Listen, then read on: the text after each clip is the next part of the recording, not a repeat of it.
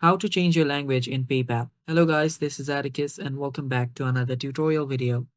In today's video, I'll teach you guys how you can change your language in PayPal account. So without any further ado, let's dive right into it.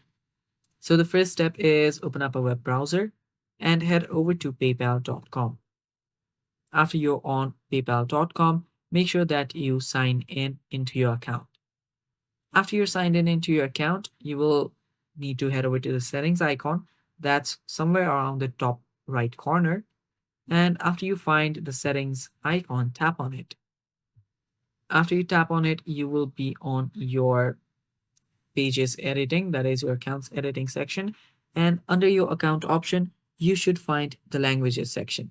Now, since my account is not verified and maybe my region is different, I do not have more languages available here. So I'm just stuck on English. But for you, if you are a user of PayPal, there should be a lot of languages available here. So you can just select whichever you want. And yeah, that is basically how you can change your language on PayPal. Thanks for watching, guys. That is basically all for the video. Stay tuned for more and bye bye. Take care.